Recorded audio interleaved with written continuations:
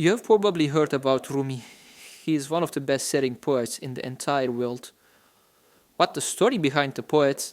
Well, that's the story of a mysterious wandering dervish who just appeared out of nowhere, completely turned Rumi's life upside down, and then vanished.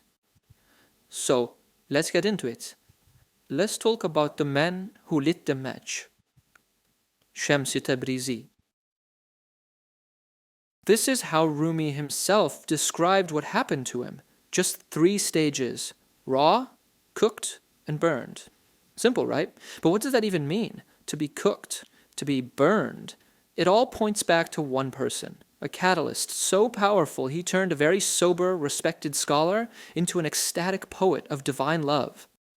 And that's really the big question we're digging into today.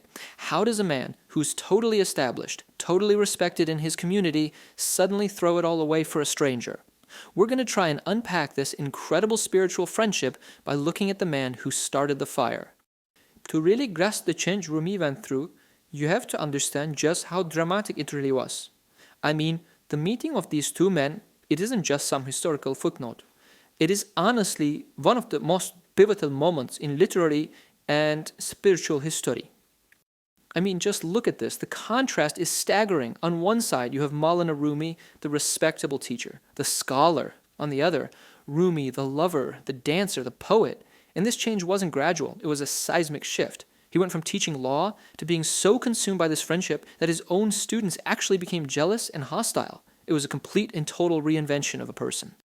All right, so let's dial it back for a second and set the scene. We need to look at Rumi before the fire. Who exactly was this sober scholar before this mysterious stranger arrived? Rumi was no slouch, okay? He was basically academic royalty. He was born into this prestigious lineage and he followed right in his father's footsteps to become Maulana, which means our master.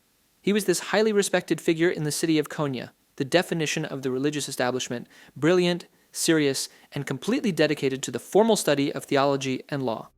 And then everything changes. On this one specific day in 1244, a 60-year-old wandering dervish, a Sufi mystic, named Shams shows up.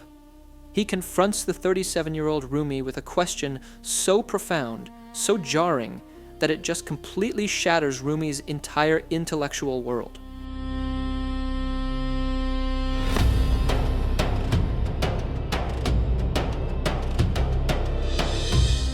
And the effect was immediate. Rumi, the master, became the student, abandoning his lectern to listen only to Shams. So, who was this man who could possibly have this effect on someone? Well, the best way to understand him is to hear from the man himself. And lucky for us, we can. This work you see here, Me and Rumi, brings together his talks and discourses, translated by William Chittick. Now, these weren't actually written by Shams. He wasn't interested in writing things down. They were notes, just jotted down by Rumi's students while he was speaking. So what you get is his raw, unfiltered, and often abrasive personality, speaking directly to us across the centuries.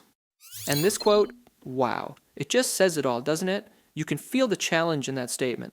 To Shams, all the books and all the lectures that Rumi had built his entire life on, they were just a crutch, a substitute for the real thing. See, for Sufi mystics, the goal wasn't just to learn about God, it was to dissolve your own self into God. Shams wasn't there to teach Rumi more information, he was there to burn the library down. You know, even his childhood stories are strange and mystical. He tells us one tale about a madman who, instead of harming him, just grabs him out of the blue, blesses him with happiness, and then walks away. It's a perfect little snapshot of his life, unconventional, totally unexpected, and just touched by something beyond the ordinary from the very beginning. So when you put it all together, the picture you get is of a man who is just completely uncompromising. His name, Shams, actually means the sun, and he was just as intense. He had zero patience for people just imitating their teachers. For him, faith wasn't about repetition, it was about a direct, personal, explosive encounter. He was harsh, sometimes calling his listeners fools right to their faces. He truly believed his one purpose on earth was to find Rumi and unlock the greatness he saw inside him. Okay, so this brings us back to that quote from the beginning, right? Raw, cooked, burnt. How did this intense, irreverent teacher actually take Rumi through that process?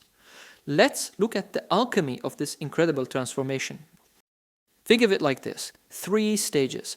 First, Rumi was raw. He had all the ingredients, the knowledge, the intellect, but it wasn't yet transformed.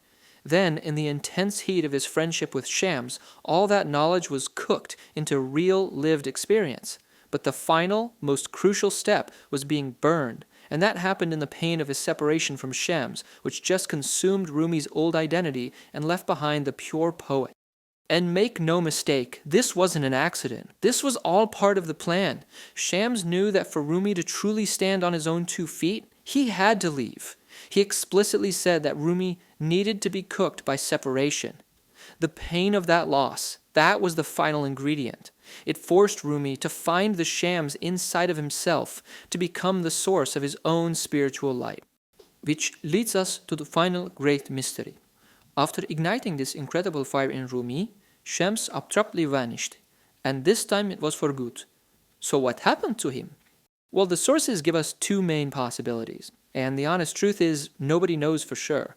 One theory, which comes from a much later report, is that he was actually murdered by Rumi's own disciples, who were just intensely jealous of this incredible bond between the 2 men. But the other theory comes from Shams himself. He basically implied that his only purpose was to awaken Rumi, and once that work was done, he would simply leave. And here's the most crucial part. In the end, Rumi didn't just mourn Shams, he became him. He poured all of that love, all of that longing into 40,000 verses of poetry. And in the ultimate act of devotion, he didn't even sign his own name. He named his masterpiece the Collected Poems of Shams of Tabriz, effectively erasing his own identity to honor the man who had shown him his true self. And we will end a kind of a classic mind-bending quote from Shams. What is the utmost end of the sought? Finding the seeker. So what does that mean? Well, perhaps it means that the real goal isn't to find some external truth or person, but to discover the one who is doing the searching in the first place. Rumi searched for Shams, and in doing so, he found himself. A powerful thought to leave you with.